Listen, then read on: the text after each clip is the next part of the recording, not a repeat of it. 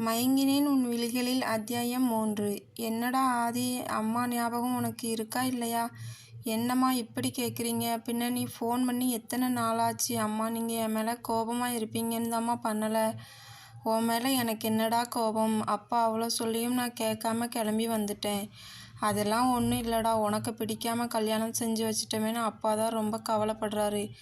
ஆதவன் அமைதியாக இருக்கவும், ஆதி, அந்த பொண்ணு ரொம்ப நல்ல பொண்ணுடா. அவள் சென்னைக்கு வந்ததுலேருந்து தினமும் ஃபோன் பண்ணி பேசுகிறாடா. அதுவும் இல்லாமல் சின்ன வயசில் அம்மாவை இழந்துட்டாடா. சரிம்மா என்றவன் தன் வேலையில் மூழ்கினான். ஆதிராமா, உங்களை பிரபாகரன் சார் 3 மணிக்கு வந்து பார்க்க சொன்னார் என்றார் பியூன். என்னடி, எதுக்கு இப்போ அந்த கரடி ஒன்றை வந்து பார்க்க சொல்லுது? தெரியல இதையா, ஒருவேளை என்னோட ரிப்போர்ட் பற்றி பேசுகிறதுக்காக இருக்கும். அதுதான் ஆதவன் பார்த்து ஓகே சொல்லிட்டாரே, அப்புறம் என்ன? பிரபா சார் தானே ப்ராஜெக்ட் ஹெட்டு, ஏதாவது கரெக்ஷன்ஸ் இருக்கும். சரி, 3 மணி ஆனால் சொல்லு, அப்புறம் லேட் ஆனால் அதுக்கும் வேற திட்ட போகிறாரு. சரியாக 3 மணிக்கு ஆதிரா பிரபாகரனை பார்க்க சென்றாள். சார் வர சொல்லியிருந்தீங்களா? Take your seat Aadhira.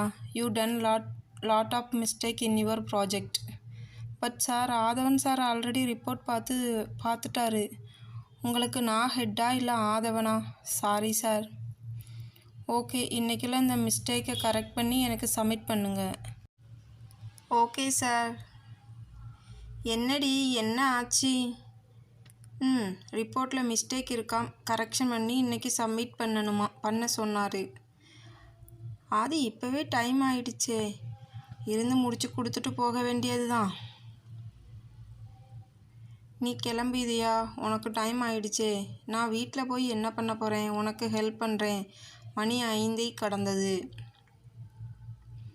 Aadhira, did you finish that work? No sir. You may go now and continue your work tomorrow. Thank you sir. ஏண்டி, இதை முதல்ல சொல்கிறதுக்கு என்னவாம்? எவ்வளவு நேரம் கழித்து சொல்லுது பாரு அந்த டாக்கு. சரி, கிளம்பி போகலாம்.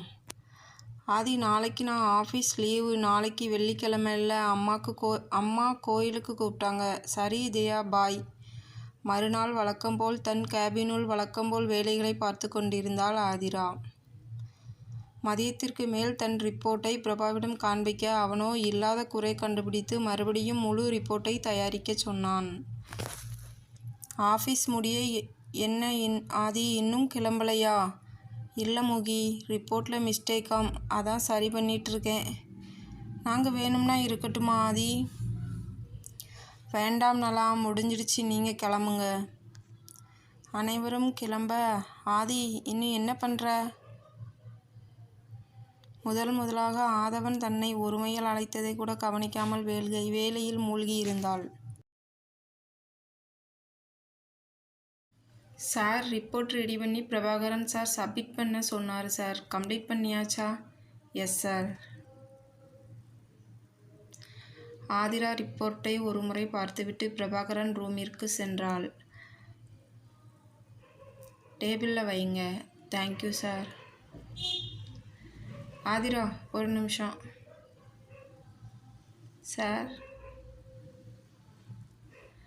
அந்த ஷெல்ஃபில் ஒரு எல்லோ ஃபைல் இருக்கும், கொஞ்சம் எடுத்து தர்றீங்களா? ஓகே சார் என ஃபைலை அவள் தேடி கொண்டிருக்க, கிடைச்சதா என அவள் பின்னால் அருகில் வந்தான் பிரபாகரன். அவன் குரலில் திடுக்கிட்டு திரும்பியவள், இல்லை சார், கிடைக்கல என்றால் ஒரு அடி பின்னால் நகர்ந்து. அங்கே இருந்தாதானே கிடைக்கும் என்றபடி பிரபா ஆதிராவை நெருங்க, ஆதிராவிற்கு உடம்பு முழுக்க வியர்க்க தொடங்கியது. சார், நான் கிளம்புறேன் என்று அவள் நகர முற்பட, உன்னை போக சொல்லவா உன்னை இவ்வளோ நேரம் வெயிட் பண்ண வச்சேன் என்று அவள் கைப்பிடிக்க, கையை எடு என்று அவள் பிரபாவை தள்ளிவிட, அவன் சுதாரிப்பதற்குள் கதவை திறந்து கொண்டு ஓடினாள். ஓடியதில் எதிரே வந்த ஆதியின் மேல் மோதினாள். ஏ ஆதிரா, என்னாச்சு? ஏன் இப்படி ஓடி வர? ஆதி, அது வந்து அந்த பிரபா என் கையை பிடிச்சி அவள் சொல்ல பயத்தில் அவள் உடம்பு நடுங்க ஆரம்பித்தது. அதை கண்ட ஆதவன் ஆதிராவை அணைத்து, நான் இருக்கேன்ல, பயப்படாத என அவள் முதுகை தடவி கொடுக்க, மயக்கத்தில் சரிந்து விழுந்தாள் ஆதிரா. என்ன செய்வதென்று யோசித்து கொண்டிருக்க, திடீரென இதயாவின் ஞாபகம் வர ஆதிராவின் மொபைலில் இருந்து இதயாவை அழைத்தான். ஹலோ இதயா. ஹலோ, யார் பேசுகிறது? இதயா, நான் ஆதவன் பேசுகிறேன். என்ன ஆதவன், ஆதிராவோட ஃபோன்லேருந்து பேசுகிறீங்க? இதையா? ஆதி மயக்கம் போட்டு விழுந்துட்டா. என்ன சொல்கிறீங்க ஆதவன்? என்னாச்சு? எப்படி? நீங்கள் கொஞ்சம் நேரில் வர முடியுமா? ஓகே, நான் உடனே வாரேன். நான் ஆதியை பக்கத்தில் இருந்து கிளினிக் கூட்டிகிட்டு போகிறேன், நீங்கள் அங்கே வந்துடுங்க என்று கூறி ஃபோனை கட் செய்தான்.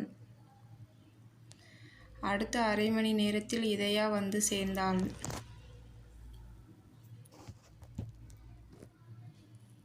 என்னாச்சு ஆதி? ஏன் திடீர்னு ஆதிரா மயங்கி விழுந்துட்டா? ஆதவன் ஆஃபீஸில் நடந்ததை கூறினான். எவ்வளோ தைரியம் இருந்தால் அந்த ராஸ்கல் ஆதிராக்கிட்ட இப்படி நடந்திருப்பான். அவனை என்ன பண்ணுறேன்னு பாரு. என்ன பண்ண போகிறீங்க? அவனோட சட்டையை பிடிச்சி சண்டை போட போகிறீங்களா, இல்லை அவனை போலீஸ் கம்ப்ளைண்ட் பண்ண போகிறீங்களா? எது பண்ணாலும் ஆதிராவுக்கு தான் பிரச்சனை. சார், உங்களை டாக்டர் கூப்பிட்றாங்க என்றார் நர்ஸ். இதயாவும் அவனுடன் செல்ல, என்னாச்சு டாக்டர்? ஒன்றும் பிரச்சனை இல்லையே என்றான் படபடப்புடன். அவங்களுக்கு ஒன்றும் இல்லை, அதிர்ச்சினால் ஏற்பட்ட மயக்கம்தான். ஸ்லீப்பிங் டோசேஜ் கொடுத்துருக்கேன், கொஞ்சம் ரெஸ்ட் எடுத்தால் சரியாகிடும். நீங்கள் வீட்டுக்கு கூட்டிகிட்டு போகலாம். ஓகே டாக்டர், ரொம்ப தேங்க்ஸ் ஆதி. நீங்கள் மட்டும் இல்லைன்னா இன்றைக்கி ஆதிராவுக்கு என்ன நடந்திருக்குமோ. சரி, நான் கிளம்புறேன். ஆதிராவை என்னோட கூட்டிகிட்டு போகிறேன். அவள் ஹாஸ்டலில் தானே இருக்கா? ஆதவன் ஆஃபீஸில் பிரபாகரன் ஆதிராவிடம் நடந்து கொண்டதை கூறும்போது அவன் கண்ணில் ஏற்பட்ட கோபம், டாக்டரிடம் ஆதிராவை பற்றி பேசும்போது ஏற்பட்ட பதற்றம் என அனைத்தையும் கவனித்து கொண்டிருந்தாள் இதயா. இதை கவனித்தவள் அதை உறுதிப்படுத்தி கொள்ள ஆதியிடம் ஆதிராவை தன்னுடன் அழைத்து போவதாய் கூறினாள். இதயா, நான் ஆதிராவை பார்த்துக்கிறேன். என்ன ஆதி, நீங்கள் இவ்வளோ உதவி செய்ததே பெருசு. ஒரு ஃப்ரெண்டாக இவ்வளோ ஹெல்ப் பண்ணியிருக்கீங்க. ஒருவேளை ஆதிரா எதுவும் சொல்லியிருக்க மாட்டாளோ என்ன மனதில் நினைத்தவன், இதயா, நான் யாருன்னு தெரிஞ்சால் நீங்கள் இப்படி சொல்ல மாட்டீங்க. எனக்கு தெரியுமே ஆதி, நீங்கள் எங்கள் டீம் லீடர். அது இல்லை, ஆதிராவுக்கும் எனக்கும் என்ன ரிலேஷன்னு தெரிஞ்சா? எனக்கு டீம் லீடர்னா அவளுக்கும் அதே தானே. நான் அவளை கூட்டிகிட்டு போகிறேன். என்ன ஆதி பேசுகிறீங்க? அவளுக்கு மேரேஜ் ஆகிடுச்சு. அவளோட ஹஸ்பண்டே நான் தான். இது எனக்கு தெரியாதா என மனதில் நினைத்து கொண்டவள் விடாமல், அப்போ ஏன் 2 பேரும் தனியாக இருக்கீங்க? It's none of your business. உன்னை விட எனக்கு தான் அவன் மேலே உரிமை இருக்குது. இவ்வளோ தூரம் உங்ககிட்ட கேட்க வேண்டிய அவசியமே கிடையாது. Because is my wife. இதைத்தான் நானும் எதிர்பார்த்தேன். ஆதிராவுக்கும் உங்களுக்கும் கல்யாணம் ஆயிடுச்சுன்னு எனக்கு ஏற்கனவே தெரியும். உங்கள் வாயிலிருந்தே வரணும்னு தான் அப்படி பேசினேன். நீங்கள் தாராளமாக ஆதிராவை, சாரி உங்கள் ஒய்ஃபை கூட்டிகிட்டு போகலாம். சாரி இதயா, நான் உங்ககிட்ட அப்படி பேசியிருக்கக்கூடாது. I'm really sorry. பரவாயில்ல ஆதி. சரி, நீங்கள் கிளம்புங்க. நான் நாளைக்கு வந்து ஆதிராவை பார்த்துக்கிறேன். இவை அனைத்தும் தெரியாமல் ஆதிரா மயக்கத்தில் இருக்க ஆதவன் அவளை தன் வீட்டிற்கு அழைத்து சென்றான். இந்த எபிசோடு உங்களுக்கு பிடிச்சிருந்துச்சுன்னா நம்ம வீடியோக்கு லைக் அண்ட் ஷேர் பண்ணி சப்போர்ட் பண்ணுங்கள் மக்களே.